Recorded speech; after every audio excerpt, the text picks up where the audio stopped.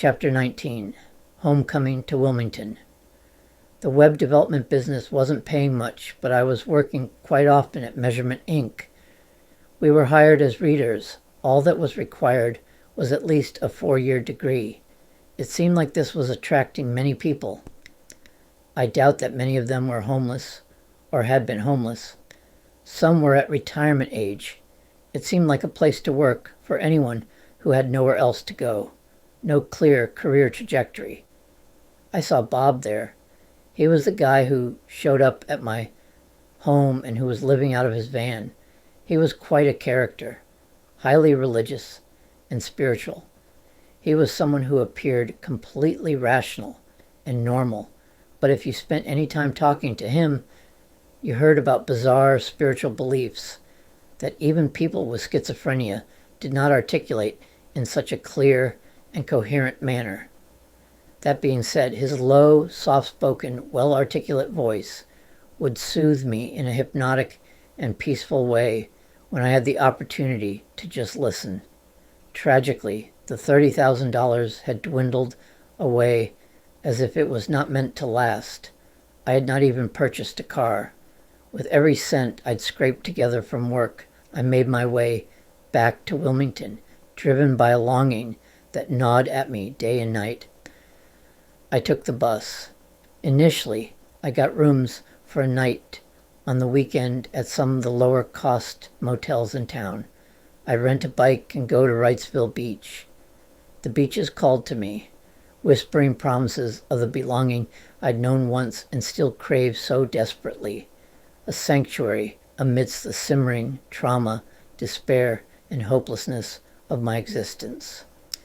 In Wilmington, I reunited with Gene Jones and Thomas Childs, two longtime friends from the life I once knew, a life I expected to continue forever with Lynn. Gene and I were good friends again, and in a new way. Lynn and I used to hang out with John occasionally. He only remembered the fights that Lynn and I seemed to have all the time. He failed to see the nearly perfect love that we knew. The reality of that part of my life is part of a different story.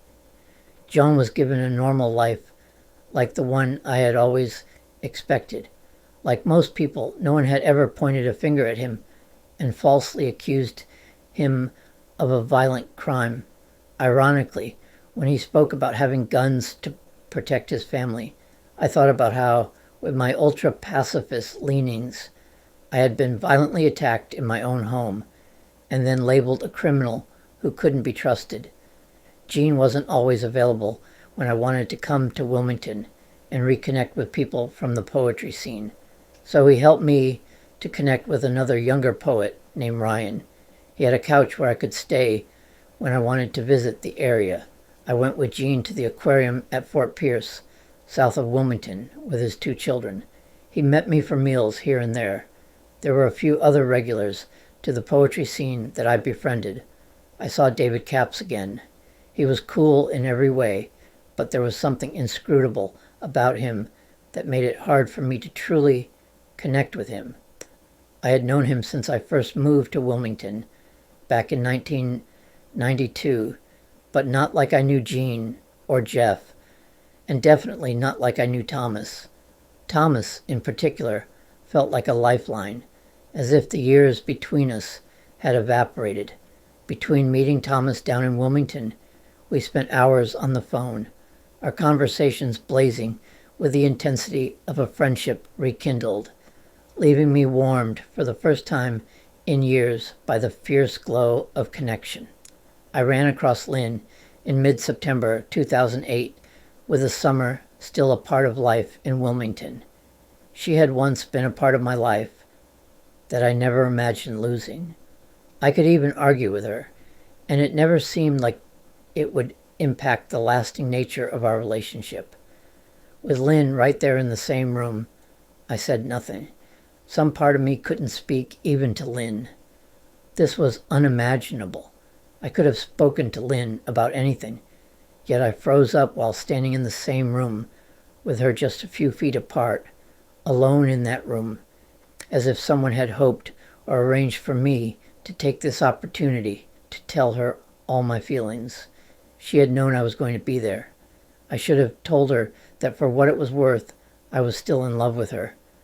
I guess I couldn't imagine being rejected by Lynn, of all people in the world. It was my new go-to coping strategy, silence. In retrospect, it was reminiscence of me standing in front of the judge a couple of years earlier in 2006. I had been silent and unable to speak, to protest the way I had been treated by my lawyer. It wasn't that I willingly kept silent when standing before the judge in 2006. It was more that I couldn't muster the courage to speak out. But why was silence my default? Who would have imagined that it wasn't until I began writing this book that I'd uncover a disturbing parallel? The same gripping fear that silenced me from confessing my love to the person who mattered most in my life was the very fear that suffocated my voice 2 years earlier in the courtroom, preventing me from declaring my objection to the plea deal, from proclaiming that I was the victim. That is where the parallel somewhat falls apart. While I'd lost the earned, secure attachment that I once had with Lynn, suddenly and abruptly, I wasn't concerned about or wearing the shame of a false conviction around Lynn. The bigger picture. Here, the most amazing thing about returning to Wilmington was the peace and serenity that came with this, and how that materialized. The disability checks and the occasional work with measurement ink allowed me to come to what was once home to me. I left behind the shame that came with being falsely accused and convicted. I never had enough money to buy a car. Not yet. My credit was not very good, as one might imagine, considering that I had been homeless and my life had been so chaotic. Yet something amazing was happening down in Wilmington. It didn't offer me the home I once knew. There are so many things that have happened. There is an entire story that could be written about aspects of my life that had changed beyond the facts discussed in this book on injustice. What was significant was a sense that I didn't have to worry about what others would think about me. I told my two best friends down there, Jean and Thomas. We talked a bit about it, but I never felt uncomfortable. I never felt the embarrassment that came from wondering if the person hearing my story would doubt my innocence. I made new friends down there and strengthened other relationships with people from the poetry scene. I might have been shy about the criminal matter, but in many ways, while I was down here, in this scene or setting, it seemed irrelevant. This is amazing, since I was just getting off supervised probation from the lies told by Anna. Yet somehow I managed to place it in a sealed container that wasn't opened in the Wilmington area. Speaking of friends and connections, tragically, Dusty had passed away. As the MC at the poetry readings at the Coastline Convention Center, going back to 1992, when I first came to Wilmington, Dusty was a warm, motherly type that I could have used at this time in my life. Indeed, a mother was what any injured person needs. Whether revealed in words or actions, Dusty had once filled that role of a mother figure that I never had. There had been Kelta and Lynn, who had made me feel special. All that was gone, and I had no one who was a source of support during the horrifying moments that turned into days, weeks, months, and years. The comfort of Lynn's arms, or Kelta's arms, existed only as tearful memories of something amazing that was gone. I didn't have a mother figure or a source of deep love that I had once had. I had to face the lies of Anna and the impact of that injustice all alone. Despite the losses and pain, I might have taken for granted the peace and comfort of not having to worry about what others might think about me. Somehow returning to people who had known me was profoundly peace in a way that I failed to appreciate. I could have used that attitude to help me cope with the challenges I was facing in every aspect of my other life, when I was not down in Wilmington. I was even able to make new friends down there, wrapped in the warmth of everything this place was offering me in some way that seemed like magic. I was able to make new friends. There was Ryan, who I mentioned above. He let me stay with him every time I visited.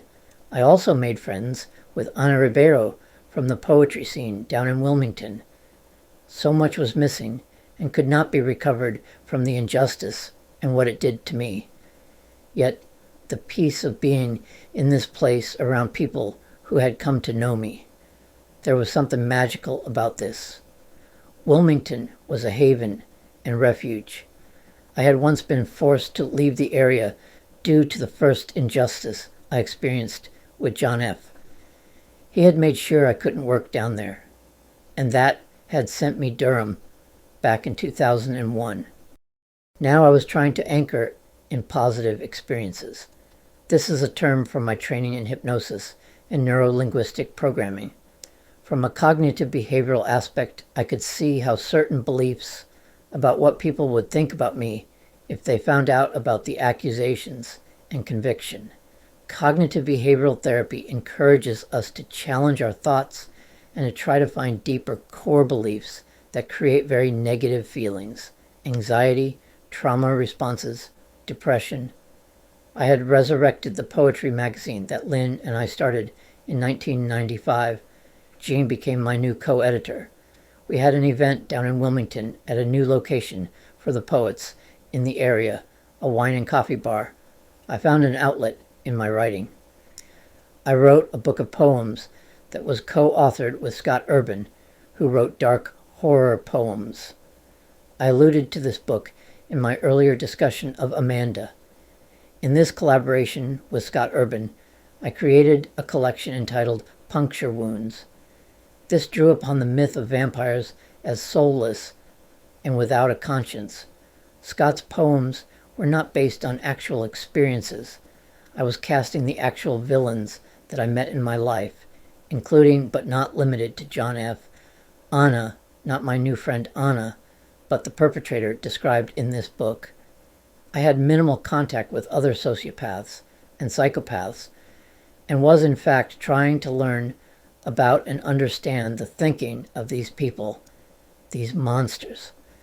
I was influenced in part by the series Buffy the Vampire Slayer, which was created by Joss Whedon. I believe he was an atheist, but he still found the symbolism valuable as a literary form.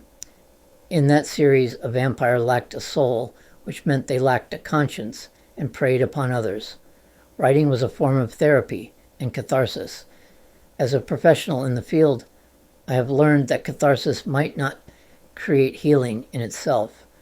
However, I'm unsure if it doesn't actually help us deal with emotions and the horrors of life.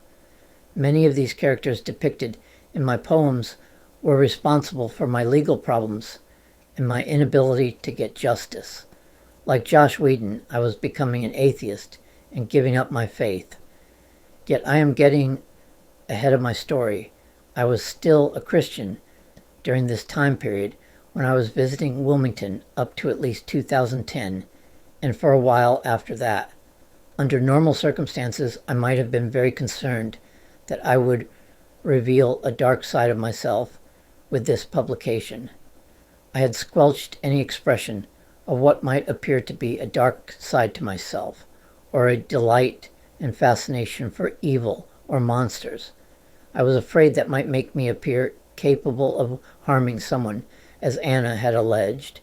I was also uncomfortable, even being able to express justifiable anger and righteous indignation.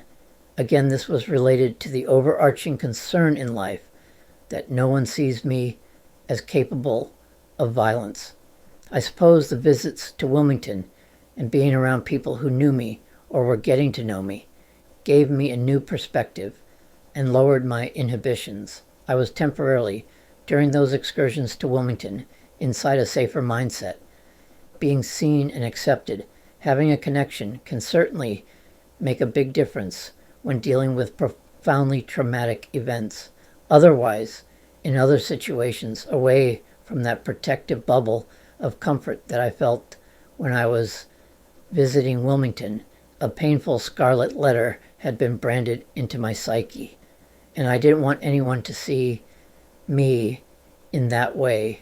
I didn't want to re-experience the taunting and humiliation that had occurred when I was stripped down and put inside a padded suicide prevention outfit for the infamous mugshot taken in the early morning hours of October 2nd, 2004, after the detectives interrogated me, the victim who had been brutally assaulted hours earlier when the day was still October 1st.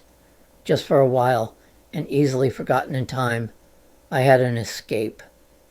This confidence did in part carry over into my life overall. It wasn't entirely limited to my life in Wilmington.